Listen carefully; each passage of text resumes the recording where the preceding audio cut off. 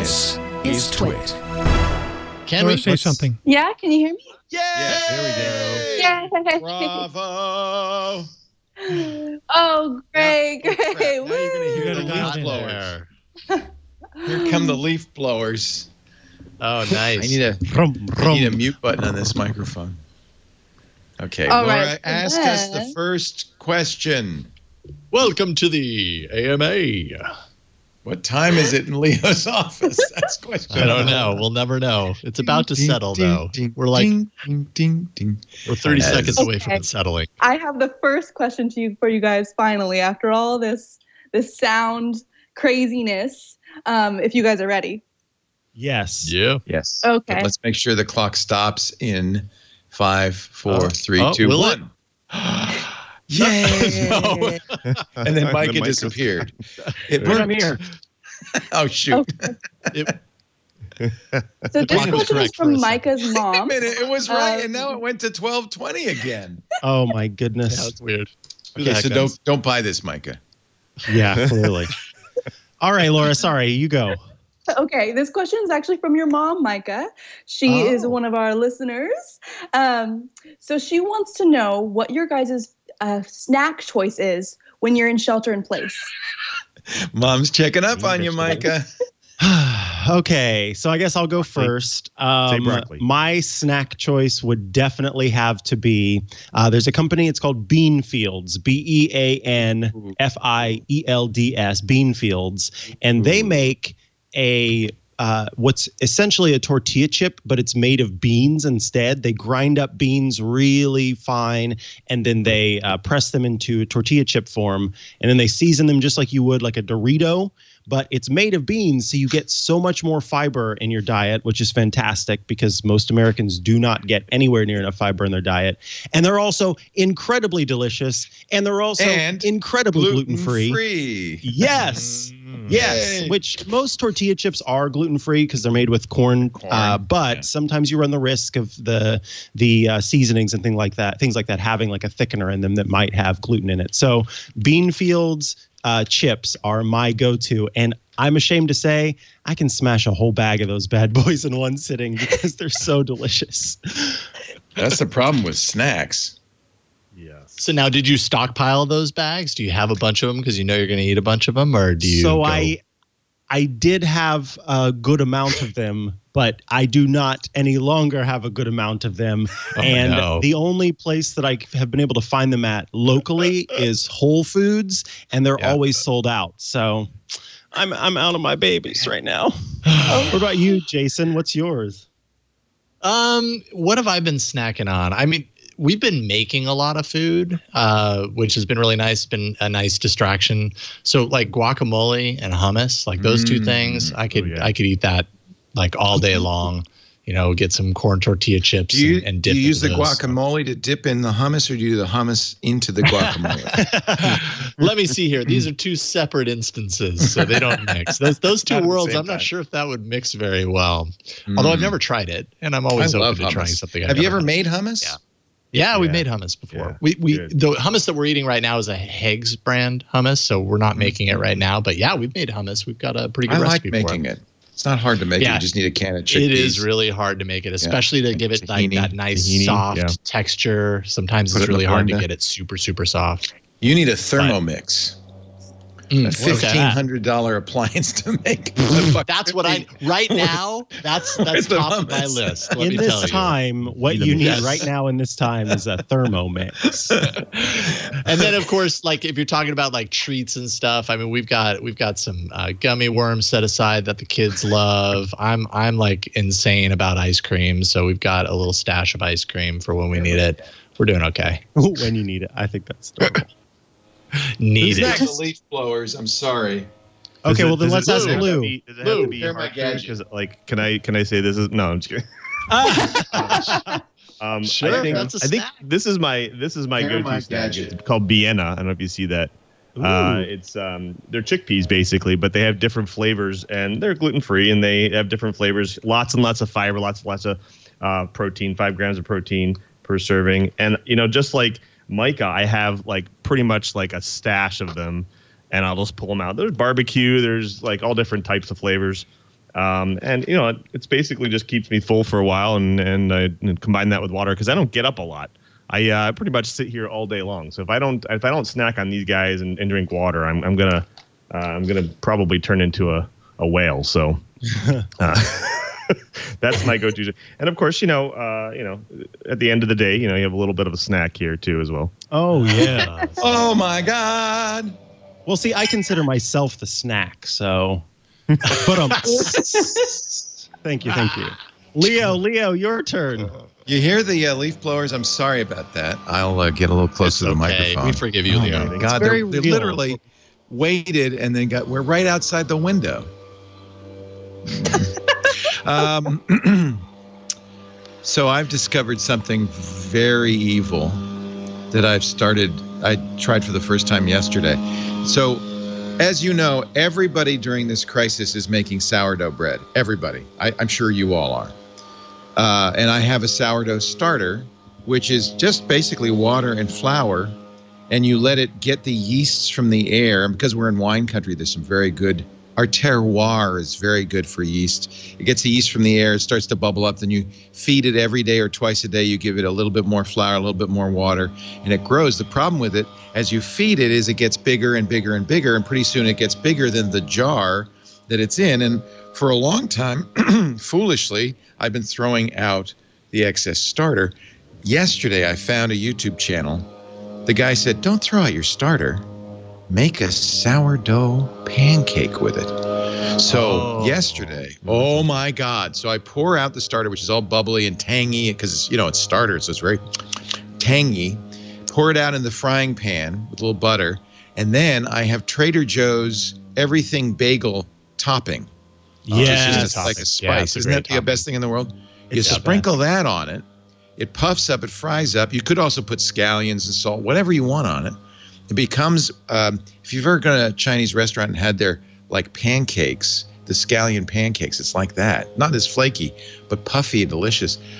I'm going to be eating that every day from now on. And you can watch me puff up like a sourdough pancake. That's my treat. Yum. I'm so excited I discovered that. I'm going to punch this clock. And I'm going to throw the clock at the leaf blower. You got a lot you need to punch. Time flies, right? Time flies. Okay, that was great answers. I'm going to go get myself some sourdough bread. I have the next question for you guys. If you're ready. Yep. So, alrighty. So this question's from Travis Frank 82. He wants to know, what's your number one app for the iPhone? Number one. Peace out. Yeah, I was going to say, so this must be for, was this just Leo and myself? Lou, are you an Androider? No, I have both. I have an iPhone and an Android phone.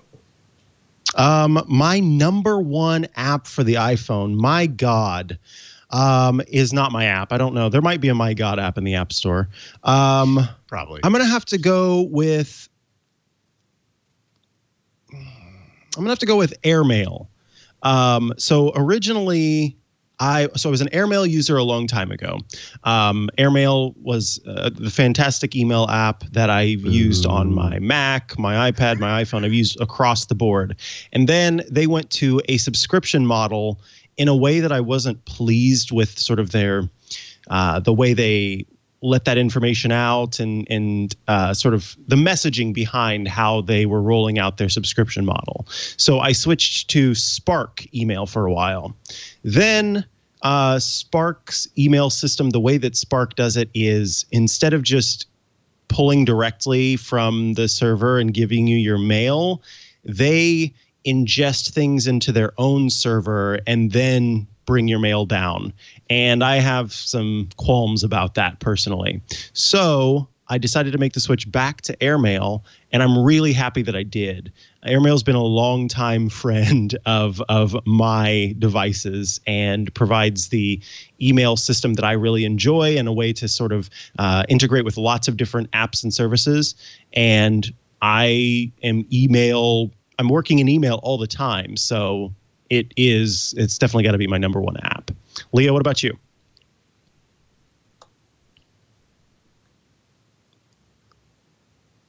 I had to unmute. As you can see. Thank you, Marcy. Marcy sent me a thing for the wall clock that said, nice. No, yeah, but it said you.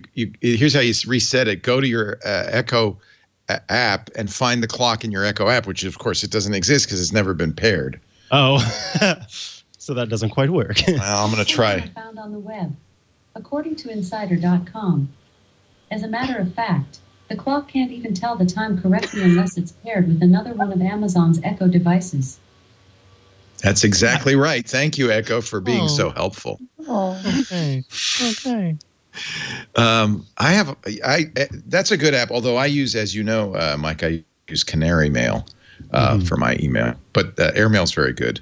Gosh, I'm looking at the front of my iPhone. Mm-hmm. We pick all the time on the iOS Today show. We pick our app caps, and this week it was that Kinsa thermometer, which these days is definitely my favorite, or my Aura Ring, because they're keeping an eye on my temperature as well as my exercise. I'm going to say something I like a lot, which is called Keybase. Keybase.io. We've not really plugged this very much because it's kind of a black diamond tip. But Keybase, the idea of Keybase is it will keep your PGP keys for you, or it will generate new ones. I actually generate mine locally and only give it the public key because I want to keep my private key to myself. But you could use it to store it. But once you sign up for Keybase, there's all sorts of really great features, including end-to-end encrypted chat, end-to-end encrypted Git, which I use for my stuff that's got passwords in it, things like my dot files for my Linux boxes. It's really handy to have your own personal Git that's totally encrypted. I also use it. Yeah, there it is. I also use it. How are you doing that? Is that mine? No, that's yours. I also use it. I did it for you. It was very well done, Jeff. You fooled me because it's exactly what I'm seeing. I also, if you go to leo.ist, which is my short URL for my About Leo page, I use that. That comes to you from Keybase. And the reason I do that is because it can't be modified. You get storage. You get a public and private storage with Keybase, but only I can access this ever. And it's really a good way to put up all the things that you do or use. I have a FAQ there too. And then if you go to keybase.io/Leo Laporte, it also has a proof of things that I have and use and so forth like that. So it's a way to use. You can use this for identity. It's an app on the iPhone. It's also on Android and iOS and everything else. But you could use it for messaging, secure messaging. You can, and a lot of people message me. There's my private and public information. You can also share folders with other people securely. You can have team meetings, so you can have Slack style chat on this. This is, and the thing is, this is all free. I don't know why it's free. I don't understand how they're getting. The guys who started this made a lot of money in the .com boom. I can't remember what they were founders of, but a well-known site. So I think they're just doing this out of the goodness of my heart. Amy Webb uses this. For instance, her family and other families have a Keybase chat that's private to them and highly secure, where they talk about setting up private networks for their kids and stuff like that. It's a really great service, and we haven't spent a lot of time on it. Maybe when I might do it on a hands-on Mac. If I did hands-on Linux, I would do it. It works with all my machines. And then when you create a new machine, you add it to your device list in a very secure way, much more secure than Signal, actually. And you can revoke that as well. So these are all the devices that I have Keybase on. I think I really want them to prosper, because I think they've done such a great job of providing a service that is very valuable. So I would say keybase.io, and I'm cheating a little bit because it's an app on iOS, but it's also a whole lot more. So that would be my favorite. Lou, you use an iPhone. What is your favorite app? I have a couple. I think, and Ant would probably appreciate this, I actually use Lightroom a lot on my iPhone, and it's one of those apps that, especially if you have an account with Adobe Cloud, it will sync all of your Lightroom edits that you've done on your machine on here as well. And so I can just go and edit those photos right on here, or I'll pull them down and send them via FaceTime or via iMessage or whatnot.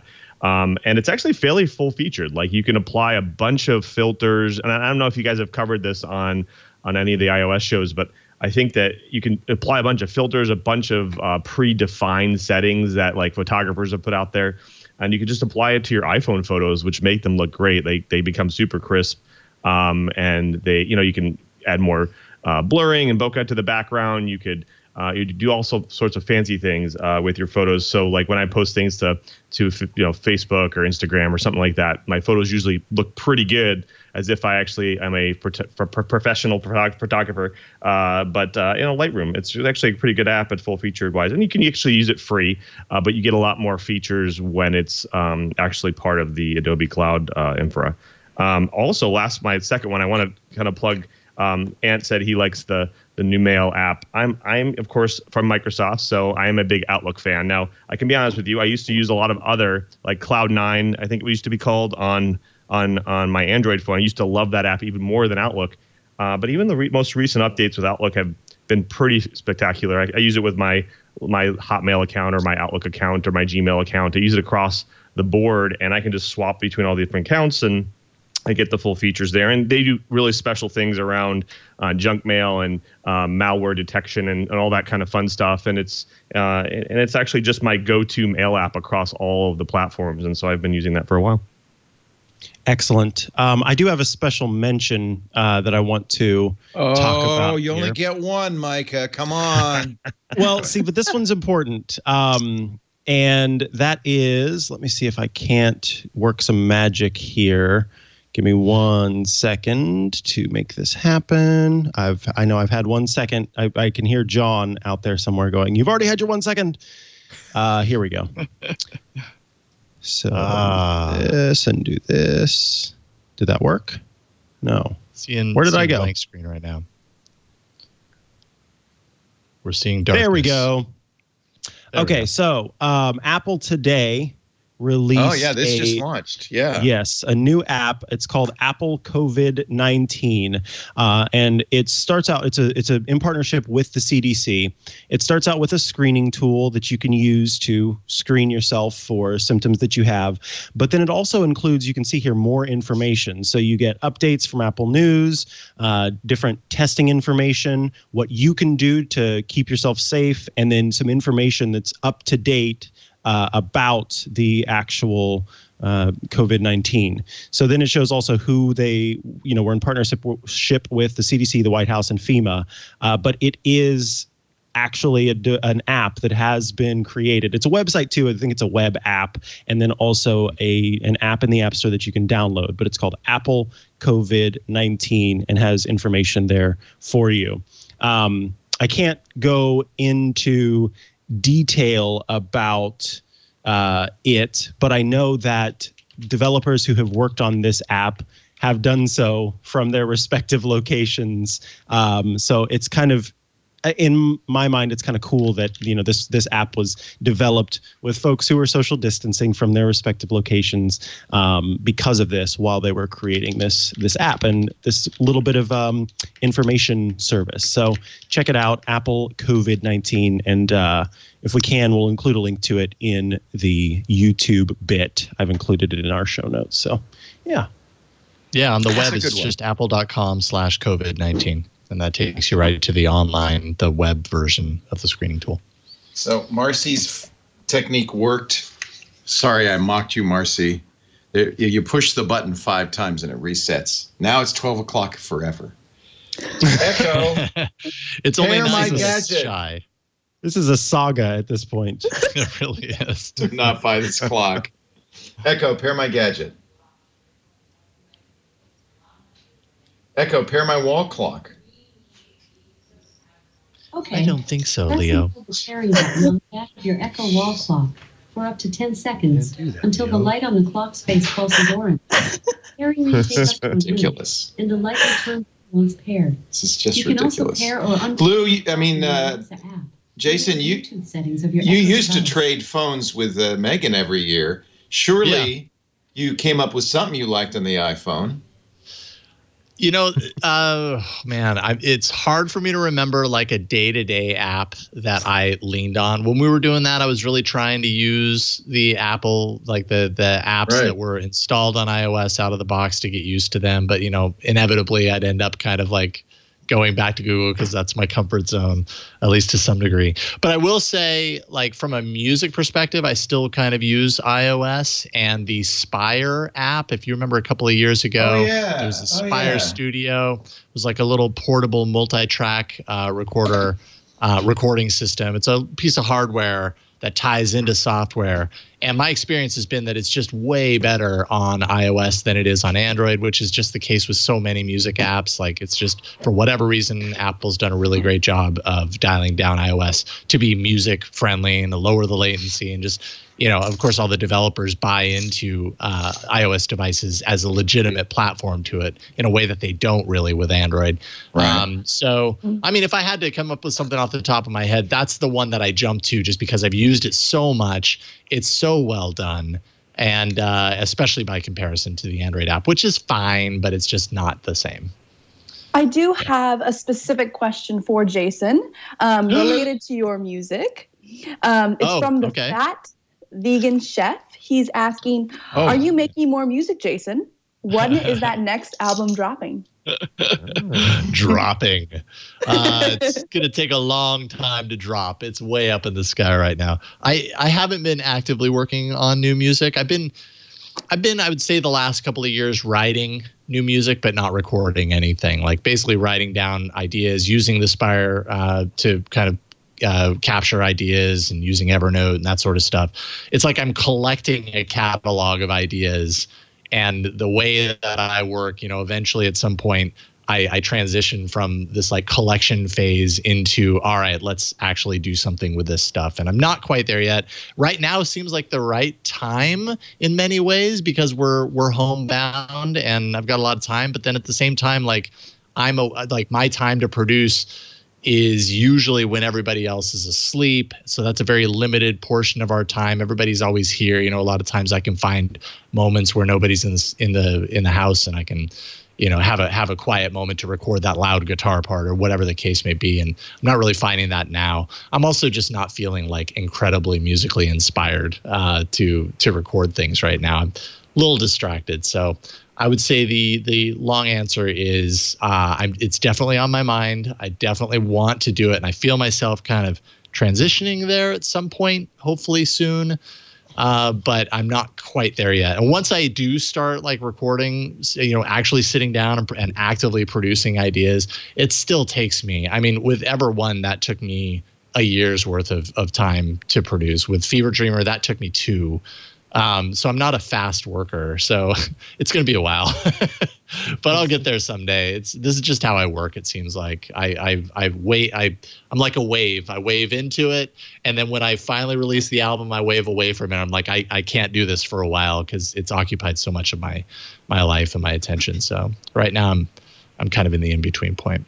Hopefully soon I'll get back. Yeah.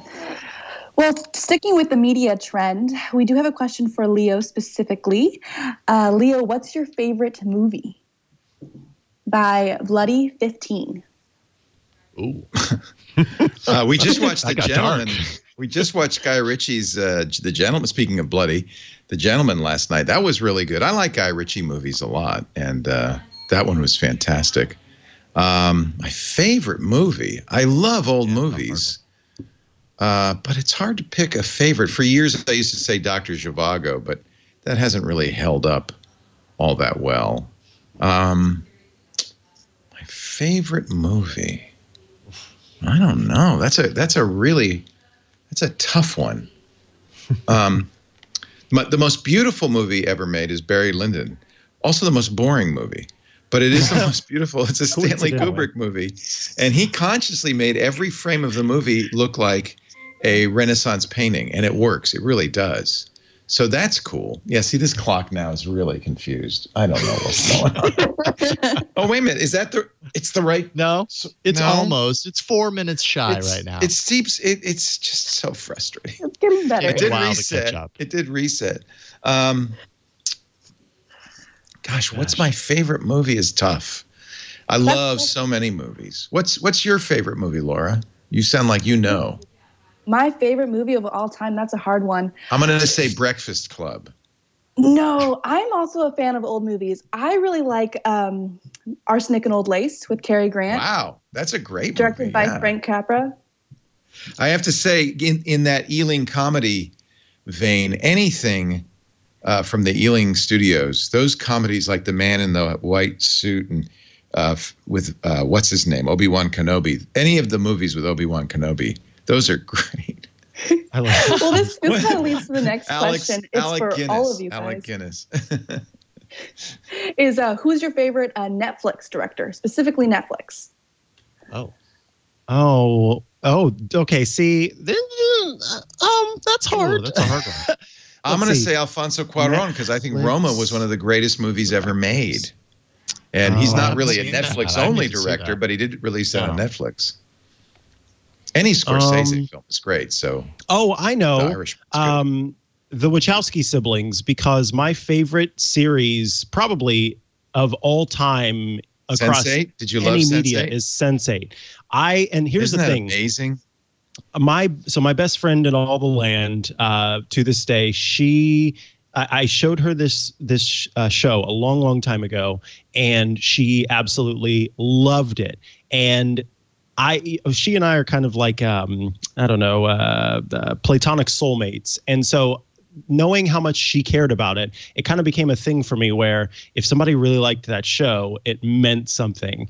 And my partner Sebastian, that is one of his favorite shows, and that was one of the first things that we talked about was Sense8. And so it's kind of like, okay, you're a keeper. You like Sense8. So I really love Sense8. The Wachowski siblings created that show and directed it and did all of the stuff. And so I definitely have to go with that. I have not seen that. I'm gonna have to add that to my list. Oh, it's incredible. Yeah, I'll go ahead and offer mine. When I think of Netflix shows now, okay, so maybe they've made movies. I think they have with the Black Mirror series, but Charlie Brooker and Black Mirror, which prior to especially right now, this moment in time, and prior to kind of 2016 when when the election happened and it was like, okay, are we actually entering into a world that mirrors, no pun intended, Black Mirror? Prior to all of that, I was like, oh my goodness, this is the best show I've ever seen. And I just think so many of the storylines and the look and feel of the stories and the episodes, it's just so dark and so well done. But now might not be the best time to watch it. If you're looking for an opportunity to kind of like calm down from the craziness that we're experiencing right now, turning to an episode of Black Mirror might not be the best option. But if you enjoy torturing yourself, then I'd say go ahead and check it out. Black Mirror is one of my absolute all-time favorite Netflix anythings. Mine's kind of dark. I don't have a specific director. I think mine's more of the Daredevil series was probably one of my favorite series on Netflix so far. There's a lot of episodes. It's 3 years worth of episodes, but I just being as dark as it was, but the guy who played Daredevil himself was just a really good actor. He did a really good job of purveying that part, and they just had a really good storyline. They chose the right actors for the role for this kind of climactic storyline with the Kingpin and everybody. So if you're looking for something to binge watch, it's definitely a good superhero type, but it's very dark. So be ready for that. Ooh, those are some really good answers. I need to catch up on my movie watching. So chat room's been going crazy with some great recommendations. Interstellar, agreed. Envy, don't know. In Bruges, awesome. Lady Killers, that's an Alec Guinness movie. Lawrence of Arabia, another Alec Guinness movie. The Wild Bunch. The Fifth Element, we all love that one, right? Oh, The Fifth Element, yes. That's awesome. Once Upon a Time in the West, I have that on DVD. Another great choice if you've got a few days. AI, Oh Brother, Where Art Thou? Great movie. Yeah. Cheech and Chong's Up in Smoke, Reverb. Mike. Charlie Brooker's Screen Wipe. I haven't seen that. Have to add that to my list. Stir Crazy. That's the Gene Wilder movie. The Ballad of Buster Scruggs was very funny. That was Netflix, wasn't it? That was very funny. Beverly Hills Cop. Actually, I disagree with Mashed Potato. He says anything with Adam Sandler in it. But Uncut Gems which is his latest, is good, isn't it? Yeah, so fantastic. One of my that, surprising movies of last year, where I reached the end of that. I was floored, and I was kind of upset that Sandler wasn't nominated or wasn't involved in the Oscars, which I never thought I'd say. He got watch his Independent Spirit Award acceptance speech. Yeah, I love that film.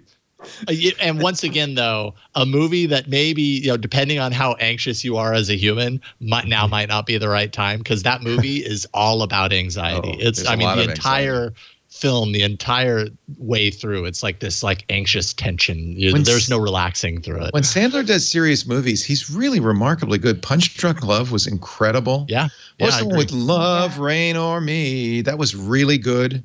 I think his serious movies are fantastic. It's Happy Gilmore that I can't stand, but that's life.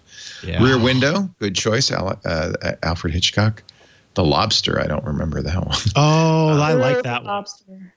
It's a very interesting Space Odyssey. That's good. Koyaanisqatsi, Jammer B, of course. That's a John Cage soundtrack, so he likes the expressionist music.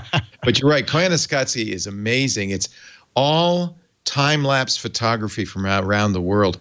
I bought it on Laserdisc back in the day. I don't have a copy of it anymore. I would love to watch that again.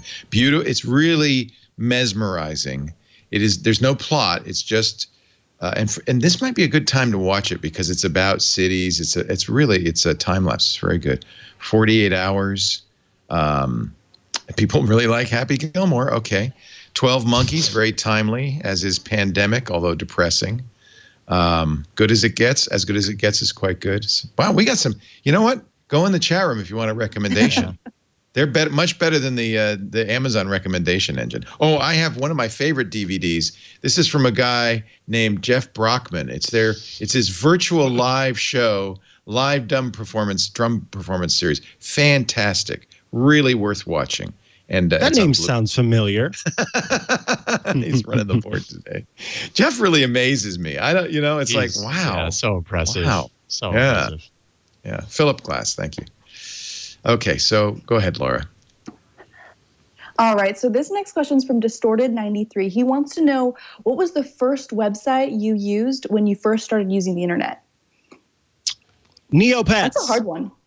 Neopets, yes. You're my daughter's age. That's so funny. She was all over Neopets. I loved Neopets, and I remember when I lost my stinking because at the time there may have been password managers, but I didn't have one, and I wanted to log back into my Neopets account, and I couldn't remember the password, and I tried, and the password reset thing wasn't working. Yeah, so Neopets was probably, at least that's the one I remember the most. I'm sure there were some that I accessed at school, but Neopets I still know Abby's Neopets password. Oh, she may even still use it, so I won't say it out loud. Neopets. What about you, Lou? It would be Alta Vista for me. Oh, that would be the first search engine, one of the original search engines out there, and it was great. It worked great even back then. My first experience of the internet, because I'm the oldest by far of y'all, was in the early 90s. I was a member of The Well, which was at the time, it's still around, a BBS, but at the time it had some amazing people in it, including Larry Brilliant, who was one of the founders, who was just recently featured. Stephen Levy interviewed him in Wired because he's also an epidemiologist, and it was a really interesting interview about COVID. However, one of the cool features about The Well, it was just running, it was like a BBS. So you would, I probably was on dial-up at the time. I think I was. So you dial into The Well, and it, wasn't like the internet. You'd go right to The Well and you'd log in, and it was text-based. But it had a command where you could exit out of the Well shell and drop down into their computer and get a prompt. And then you could use Gopher and Archie. It was my first experience of the internet. Now, remember, this is very early on. It was, it wasn't millions of people. Probably was thousands or tens of thousands, maybe hundreds, but and mostly university people.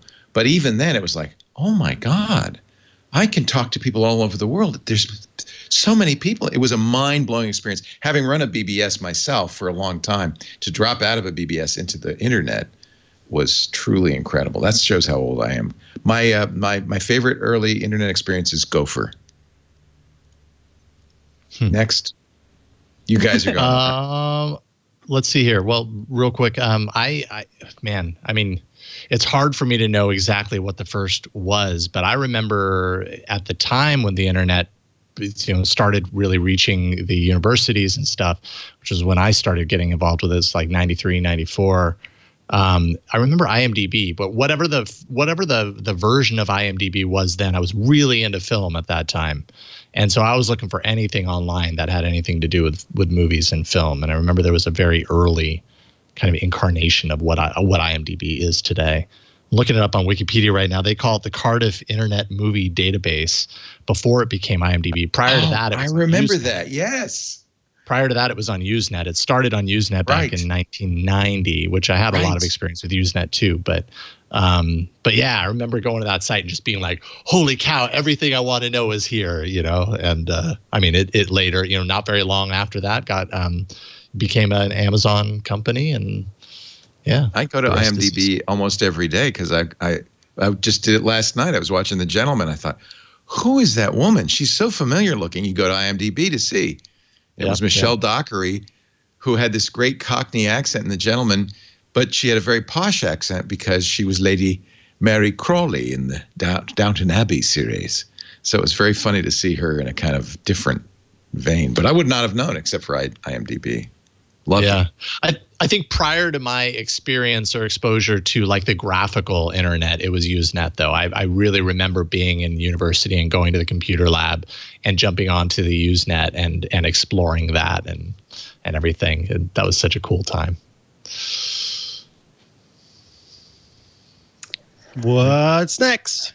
Next question. So this one is from a UK boy.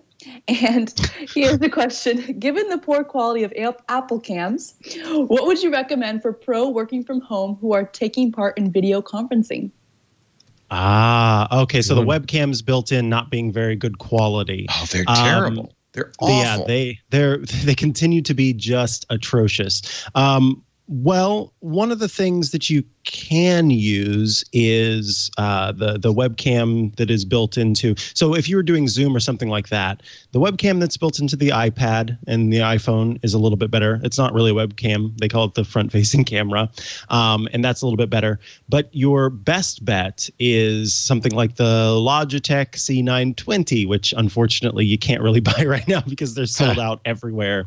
There's the Logitech, what is the Brio or something like that. Yeah, they've come out with new ones which are really good but also really expensive. So they're the C920 really is pricey. good for the price, yeah. Yeah. What about you, Leo? Because you were playing around with one. Well, right now I'm using this. I don't think you can still buy it. It's an old Cisco camera. I like it here. If I turn it off, you'll see what it is because it says the name. It's the Precision HD USB, and that's what it looks like. And it's a really nice camera. Alex Lindsay recommended it because it's a little telephoto. So unlike the Apple camera, which if I had that on, it's very wide angle. And you don't want it to be wide angle. You want it to just show your face. So, and it's very good quality, I think. But somebody asked me in the chat room, why don't I use a DSLR? And certainly I have all the equipment to do it. I just haven't gotten around to setting up. But if you have a point and shoot camera, what was the one, Jeff, maybe you know, we bought, we saw it at, Ant and I saw it at CES. Yeah, it was the M20. It was the Canon M200. Oh. Canon M200. And it has live HDMI. What you want is a camera that has live HDMI out. The problem with that one, we had to buy a battery. So normally you go run off battery and then you charge the battery. It didn't have a way to charge it, I guess, and use the HDMI out. So we had to buy, and they're cheap on eBay. It looks like a battery, but it's got a plug. You put that in, and then so you need something that the camera will stay on. Sometimes taking the battery out and leaving it plugged in works with some cameras, and then have live HDMI from the lens right out the HDMI port. There are lots of cameras that do this. The Canon is inexpensive, and I think it's a few $100, and it gives you a really great image, really great image. So if the problem is you can't buy anything because everything is shut down these days. But if you have a DSLR, a point and shoot, you could figure out a way to get it in your computer. That's going to give you probably the best picture of all. And I apologize for not having done it this time, but I'll do it next time. I'll set it up so you can see what it looks like. That's what I believe Andy Anako's using. A lot of our hosts are using DSLRs. I have a quick tip about DSLRs. So if you don't want to buy something off of Amazon, there's actually a super cool app that will work with most Nikon and Canon applications, Canon DSLRs, and it works over the USB port. It's called SparkoCam. And it's fairly inexpensive little app that you can buy, sparkosoft.com. And essentially you just plug your camera in via the USB, and whether it's a Canon or a Nikon, and it will allow you to basically stream it to any service. So it works with Skype, works with Zoom, it works with Teams, and it has like also a very similar kind of X Studio type features where you can, add facial accessories and do all fun stuff as well. And you can do green screen with it.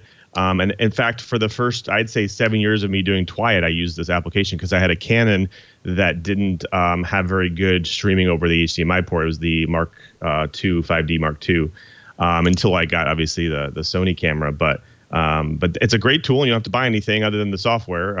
If you already have a USB cable, it works great. So that might be the best option, and it's you'll get super quality out of it and very low latency.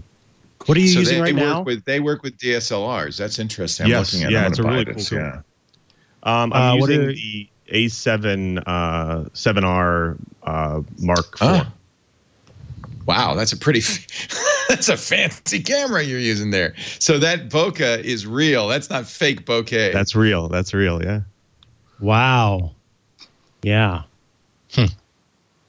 Cool. I was just thinking, like, I know I've got a DSLR downstairs from I don't know how many years ago that we bought with full intentions of using it for all of our important pictures, and then we hardly ever used it. I was like, I could bring that up here, but I've got literally no distance between me and the wall that I'm in, so it probably wouldn't do a whole heck of a lot other than maybe sharpen me a tiny bit. No bokeh for me. Yeah, for work from home, you probably don't need this. This is more for podcasting and the new Microsoft Teams has this new feature that's kind of neat.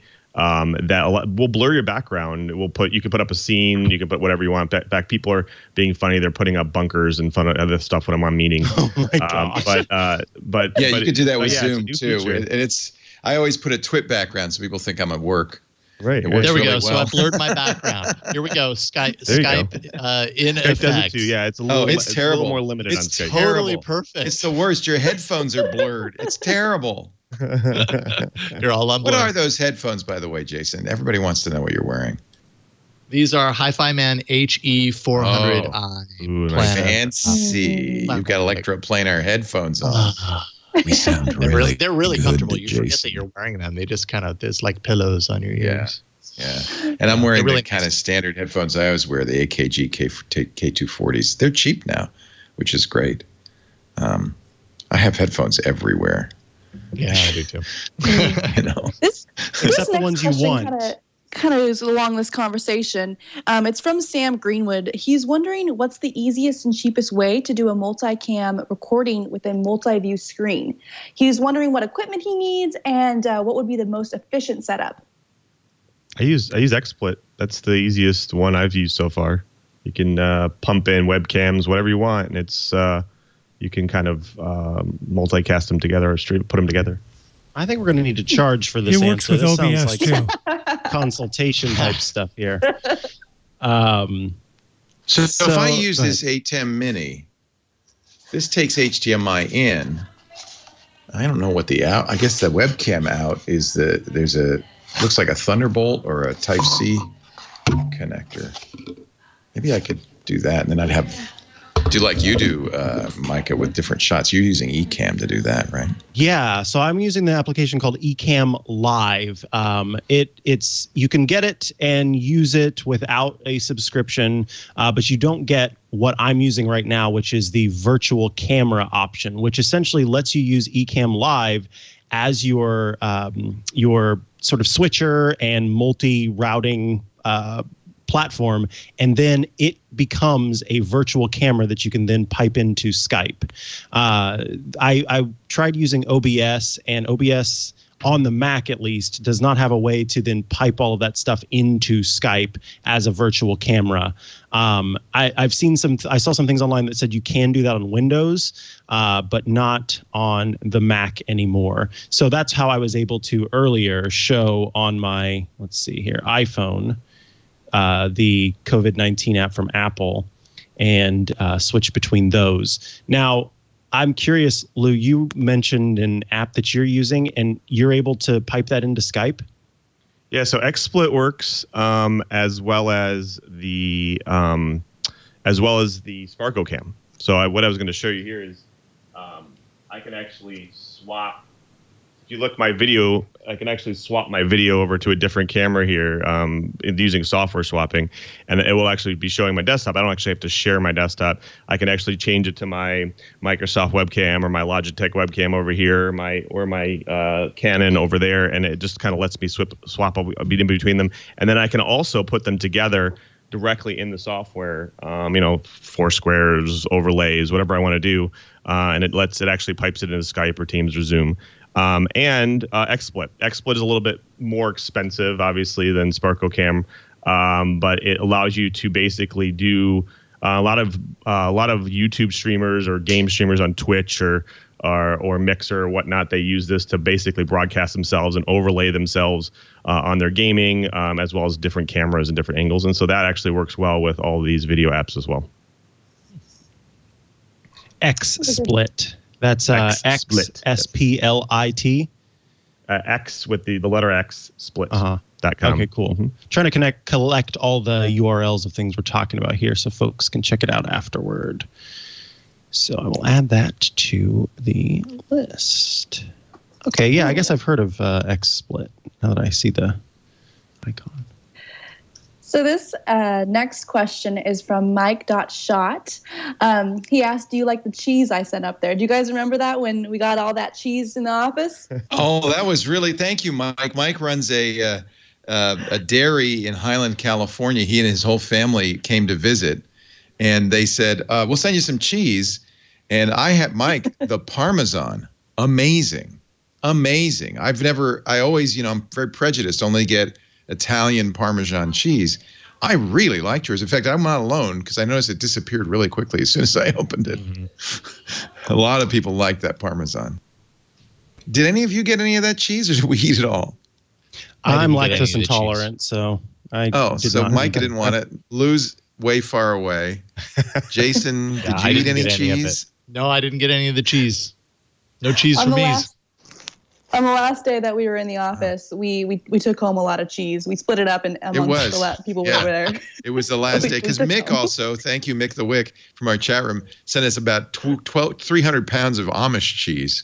So we had a brief glut of cheese, which was good. And that was about the same time Karsten gave me the Spanish ham. So I had ham and cheese for days. Got really sick of it, actually. It was disgusting after a while. Too much of anything is yeah. Too much ham is a lot. Yes. Yeah. So this next question is from @LeviFan026. He is wondering, what do you guys think of 5G? Is it better to wait a year longer, or should I consider a V60 or S20 right now? He's on T-Mobile and wondering if there's a current 5G worth him upgrading to. What do you guys think? 5G is not rolled out in a big way. I will say that different cellular services will try to tell you that it is, that it's the 5G evolution, and we've got all 5G here and 5G there. And the fact is, it's not quite rolled out yet. In fact, many of the places where it is available, you've got to be like right next to one of the towers that has the 5G connection in order to provide for those big speeds. So there's sort of a two-pronged approach to this. One is that you don't need to go hunting for in my opinion, and I'm curious to hear what everybody else says, but I don't think you need to go hunting for a 5G device to get 5G because it's going to be a while before it rolls out. But I think we are right on the bridge of things being where just by buying the latest device, your device will have 5G built into it. So it's not as if you're going to have to be sort of making a choice between this device or that device, because eventually all of them are going to support 5G. And then when it is available, then you'll be able to use it. So we're kind of in that middle space right now where you do still have to kind of do the hunting or the prioritizing. And unless you live in one of these locations where 5G is available, of which Cloverdale is oddly, which is a Northern California city, one of those 5G locales, there's not really a point to do so. I'm curious what everybody else thinks, though. I think you're absolutely right, Mikah, as far as phones just supporting 5G, not really having to like seek it out. Snapdragon 865 is the latest Qualcomm Snapdragon premium processor. It automatically has 5G support built into it. So a lot of, at least on the Android side, a lot of what you're seeing in the premium smartphones that are coming out, they almost always want the latest and greatest Snapdragon processor. So if they're doing that, then automatically those phones support 5G.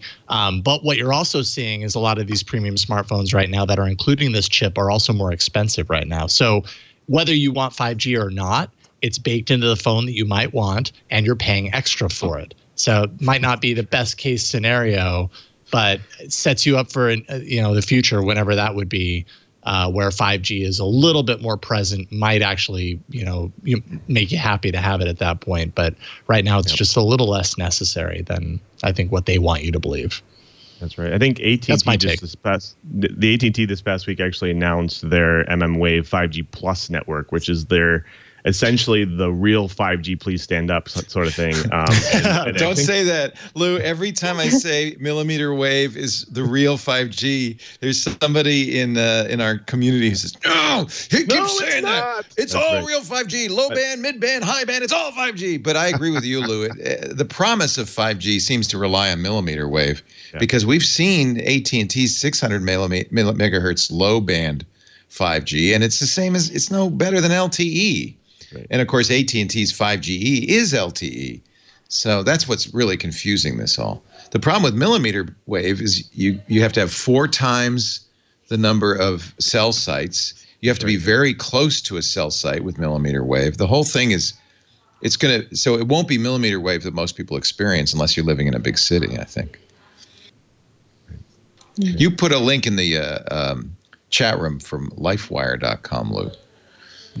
Yeah, LifeWire they keep updating this article, which is essentially the 5G rollout across the U.S. of all the different networks that kind of support some sort of 5G in some capacity. And, pretty much I would say every major company offers something. But like Jason said, you have to make sure that your phone obviously supports this type of 5G. And so obviously all the major newest models of phones that are out there, minus the iPhone, will support some of these things. I think the iPhone supports the kind of the AT&T version of 5GE or 5E, they call it.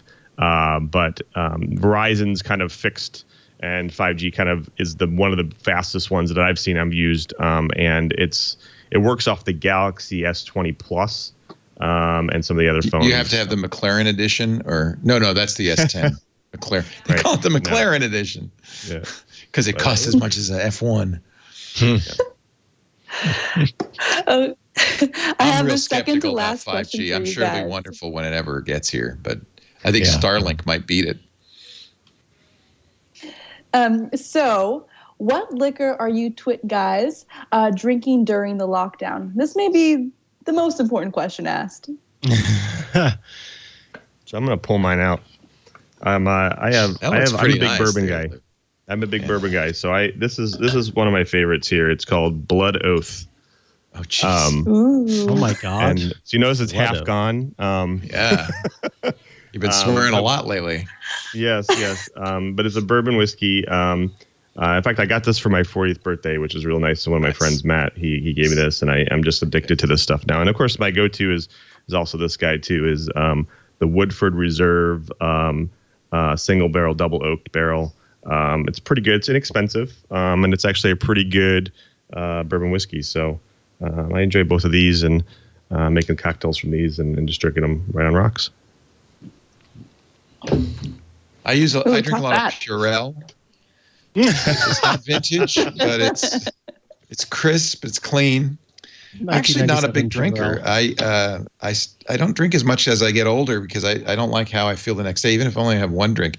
Lisa, thanks to Russell, our IT guy, got a bunch of really good old Madeira from the 60s and 70s, and every once in a while I'll have a little thimble full of that. But I like to keep my head clear. Micah, do you drink? You seem like you don't. So I do, but not. I'm with you, Leo. I tend to, no matter how much water I drink, no matter how much potassium I make sure I'm taking in a given day, even after just a few drinks, I tend to get a little headachy and stuff the next day. So I'm not a huge drinker, but when I do, it's typically some sort of bourbon.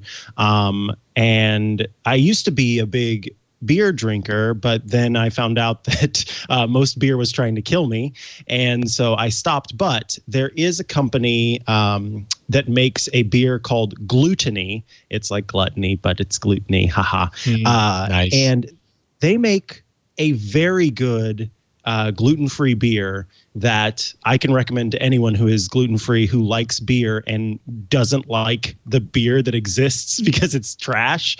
The gluten-free beer that exists because it's trash. Gluttony is quite good. And then there's another company out of Canada, and I wish I could remember the name, but I literally almost cried when I was in Bevmo one time and I saw that there was a gluten-free coffee stout, because coffee stouts were the beers that I loved the most back in the day.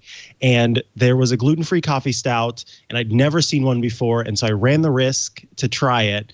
And it was actually, again, it was not an actual, coffee stout that has gluten in it, but it came as close as I could want it to. And so I was very happy about that. So yeah, not a huge drinker in general, but I do have my dalliances, my dabbling every now and then. What about you, Jason? Haven't been drinking a whole lot of whiskey lately, but a week ago I actually put it out on Twitter, the Nikka coffee grain whiskey from Japan that we happened to have a bottle stashed away in our liquor cabinet. And I was like, all right, you know what? We're going to watch a movie tonight. I'm going to put a big fat ice cube in a glass and have some of that. And I have to say it was the right choice for that evening. Very smooth, easy to drink, just a great Japanese whiskey. But yeah, not really drinking a whole lot of like hard liquor right now. I think I'm holding on to that for if things get really bad. That I've got for later. Right now, I'll drink like maybe every couple of nights I might have a beer or something like that. I'm saving the hard stuff for later. Oh my goodness. What about you, Laura? Ooh, Yeah. I'm with Mary Jo. I really like a good craft beer. Anything like porty or sweet or anything like that with the beer, but I'm also a champagne person. So it's every day is a celebration. So why not start doing champagne? Now are you a champagne snob? Like you won't drink sparkling wines, you'll only drink champagnes from the Champagne region, or can you do all sparkling wines? I can do all sparkling wines. Nice. But obviously, I like real champagne, like anyone. First and foremost, Obviously. yeah. Obviously. Leo just walked up with a bunch of packages. What's going on over there? The pal? UPS guy came, so I have a stack of. Probably most of it is like hand sanitizer, but I don't know. What is this? This is really heavy. Oh my goodness. Oh, your clock's changing. Yeah. It's working. I don't know if that's That is the weirdest clock ever. It can't make up its mind. Don't slow down. Keep going. Keep going. So you have to keep going. Yeah, we'll see. Okay, right. It should stop at 12:49, right? Oh, no. Stupid clock. Why does it always stop there? 12:09, always. Always. What I'll do tomorrow, or maybe after midnight tonight, at 12:09 exactly, I'll reset it, and then at least, I don't know. Perfect. So what do you do about packages? Do you normally I would let them age on the porch for a couple of days, right? Yeah, UV in the sun. I've been using a Clorox wipe to wipe down all of the surfaces. Sorry. I should sanitize or wash my hands after I open this, right? So I should be clear. Look what I got. open it. Oh.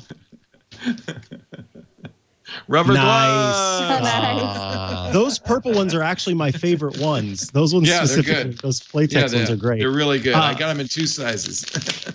I'll open up the package itself just with my, normal, but it's the things inside then that I'll clean because, they're picking and packing those things. And so those are the things I'll rub down at least once with the Clorox wipe. And then afterwards, of course, wash my hands. And like you said, Leo, don't set those boxes on your table or anything like that. Right. Keep them on the floor away from everything. It's just so hard to know what to do. Yeah. If it weren't for being able to order this stuff, we wouldn't have any supplies, right? Right. Oh, I just slipped the bag, unfortunately. Oh, chai tea from Japan, or from India, rather. But I unfortunately opened the bag, so I'm going to have to run with this. Oh, get a Ziploc that bag. smells so good. I'm a big chai. That's what I drink lately. I don't drink alcohol, but I've been drinking a lot of chai tea. It's almost intoxicating. There's a package at my doorstep, but it just has lotion and face wash in it, so not as interesting. No hurry. It's all supplies. This is all supplies. Oh, yeah, here's some more gloves, more rubber gloves. Oh, nice. Oh, very nice. I ordered those weeks ago, though, right? So it's still taking a while to get stuff, right? All right, Laura. Okay, so this is the last question for you, and a very important question as well. It's from Jake Russo. Where can I watch AMA after the fact? Does anybody know? Cool. Yes. It's going to be on YouTube. It's published on YouTube. You can just head to youtube.com/TWiT. That is our main YouTube page. And then it will be a video published as what we call TWiT bits. So you can see the TWiT bit there. And of course, follow us on social media. Because we will, of course, be sharing links to it there. So that's twitter.com/twit on Twitter. That's instagram.com/twittv, or sorry, twit.tv. And I don't think you can share links on TikTok, but we are there at Twit Talk as well. So you could head there if you want to. Does that. All right, I've got a What the Heck Is It contest from something that just came. All right. Oh, rhinoceros horn. I'll give you a hint. You're going to see it at TWiT soon. Oh, is it a hand sanitizer thingy? It's like a soap dispenser, yeah. Yeah. It's an automatic, so you just put your hand on it, because it bugs the hell out of me every time I go into the men's room. I have to go to get the soap out. This, you'll just put your hand in there, it goes. These are a little weird looking, I understand, but that's all I could get. It's like an ivory. So yes, some exciting new toys. Fun. And the clock still doesn't work. Oh my God. I was hoping before we ended this that I could get the clock working, because I wanted to start the timer to say goodbye, but no. You'll have to share on social maybe that it's finally working, if it ever does. It finally works. Yeah, I'll tweet it. Of course, a quick little shout out to everybody out there who's watching. Please do subscribe to our shows. Please. Yes, well, we can, individually. I do Hands on iOS Today, Tech News Weekly with Jason Howell. Those different shows, you can subscribe just by heading to twit.tv and checking them out. By subscribing, you are supporting us. Those downloads help us continue to show. Picky. Don't be picky. Don't be picky. Go to your podcast client, search for TWiT, subscribe to everything. There you go. Everything. Oh, my favorite. What's this? This is the soap we're going to use at TWiT, the liquid soap. This is so good. Cucina. Cucina. It smells like oranges. It's so good. Ooh. Fruits and passion, it says. Yes. Fruits and passion. Fruits and passion. I don't know what that means, except you make me want to rub it all over your body, I guess. All right, everybody. Hey, thanks also to Laura. She's our supervising producer at TWiT and is doing a great job keeping everybody together. We used to have a cork board on the wall, now Anthony Nielsen made a virtual cork board that actually works quite well. I love thank it. you. Yeah, and thank you, of course, to the fabulous Jeff Brockman, drummer and technical director who ran the board to get his virtual live show available. I have no idea. Probably on Amazon. If you like the drums. Who else should we thank? Thanks to Lisa, who's in the other room. She had to set up on the dining room table, and her clock works, so that's the good news. And she is busily this whole time been selling, trying to find advertisers for all of our shows. So you can hear her in the background. She's working very, very hard. Buy it. Buy it now. Well, we're doing all sorts of deals and stuff. We're dealing. Now's the time. Come on in. We're blowing them out to the bare walls. Thank you, Jason Howell. Thank you. All about Android. Absolutely. All about Android.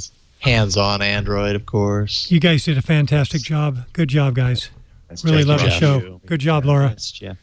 Good job, Thank Laura. you, Jeff. Thank you to Lou Maresca this week in Enterprise Tech. Thank you. He is a senior dev at Microsoft in the Office Group, and just a huge asset to all of us at TWiT. We just love you, and thank you for being a part of the family.